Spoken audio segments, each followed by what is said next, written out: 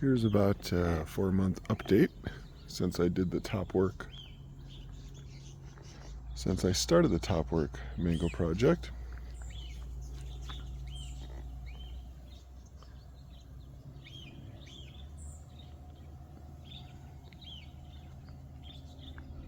So the majority of these grafts were done about 4 months ago, and then there was a second series of grafts about a month and a half ago, and then I did a couple random ones a few weeks ago.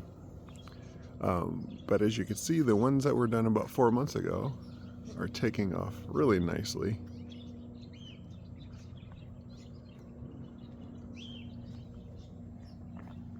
This cack, for example,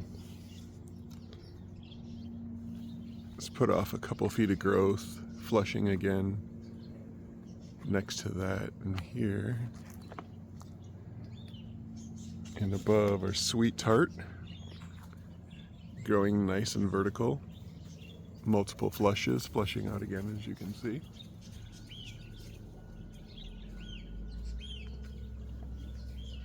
The fruit punch, growing very well.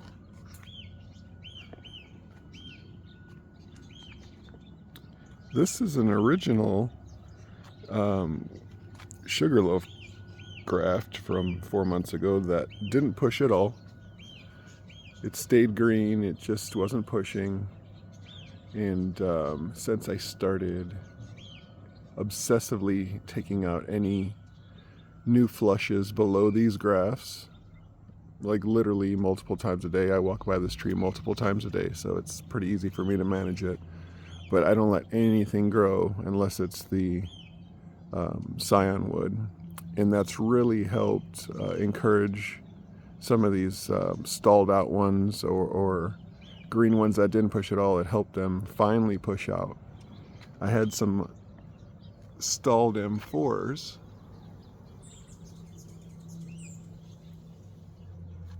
You know, I thought they were going to fail, but once I obsessively thinned out all that new growth underneath, those pushed out. So I think that's why I lost several of the original grafts I did. The tree was flushing out everywhere, and I didn't thin it, I didn't strip it, and I think it stalled some of those older grafts out, and that probably accounts for most of my failures. Now, sure, I'm sure I did some bad grafting, but for the most part my grafting's pretty good, so I think that was it. I just sent energy to the wrong places. But ever since I changed my strategy, everything's pushing out very well, even these new ones. So this is the newest one I've done about 3 weeks ago. It's a Golden Queen, Cat Saigon, Jin Wang. Shout out Richard, thank you. You can see that's flushing out really nicely.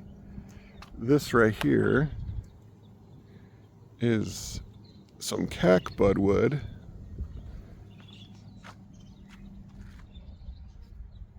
that I took from here. It was growing downward and out towards the driveway, so I wanted to prioritize vertical growth, so I took that out and really did a butcher job. I mean, this is a really interesting graft, mismatched material, so I just put it together however I could. And the second series of grafts I did about a month and a half ago, which are these, and a couple on the backside. Those were some pretty experimental grafts too, mismatched materials. I guess you could call some of them modified bark grafts, modified cleft grafts. I really did whatever I could to stick them in there and see what happens. They look green and are working so far.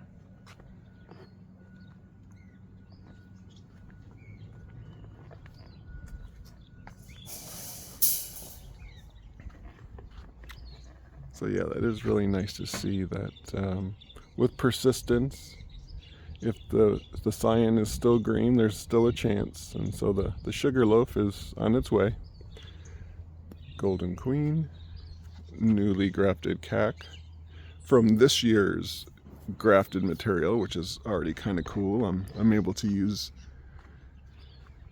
these new varieties and start grafting already. Here's cotton candy, doing really well.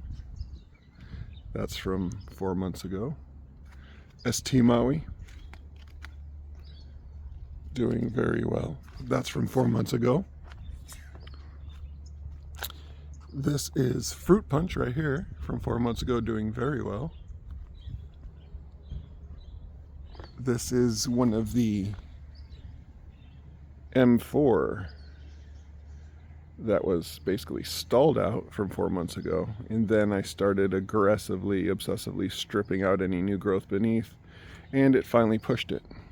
So even the stalled ones, if you can emphasize the energy to the budwood, I think there's still a chance. There's another M4 that was stalled that took off. This is the same age M4 as these two, but that one really took off. That one didn't stall out, and as you can see, we have nice vertical growth there. This is some new grafting I did a month and a half ago to replace some of the failed grafts. That's M4 taking. There's another one right there, M4 taking. Some that are still green that haven't pushed.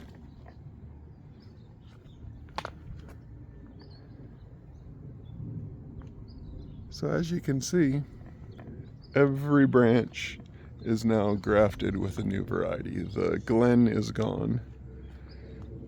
The Glen was pointless in my opinion when you have varieties that are more vigorous and supposedly taste better and supposedly are more productive here in Southern California. So Glen is gone and all these wonderful new varieties are on, and we'll see what actually fruits for me, what actually has good resistance to powdery mildew, and what grows the best, and then we'll make those considerations when grafting future mango trees that I have planted around the house.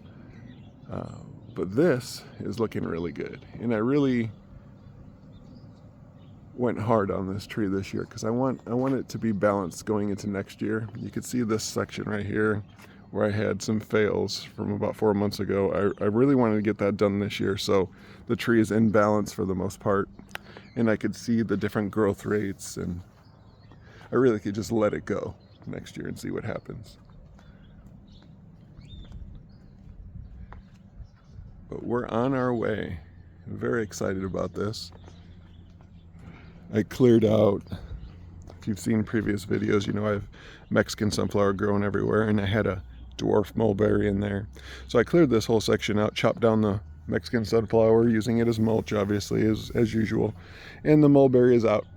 I want to create space for this mango. I want this to be as big as it wants to be.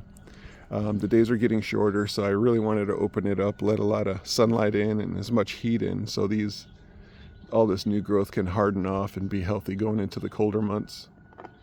That sapodilla, which is fruiting all year, is going to be that size. I'm just going to let it fill in now. I've been topping it to keep it shorter. You probably see some fruits down there.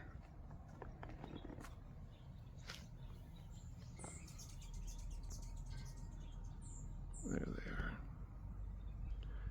Yeah, we've been harvesting almost every day, and we still got quite a few on there, so that's a good size sapodilla for me. They're so sweet, I can't eat too many in one sitting.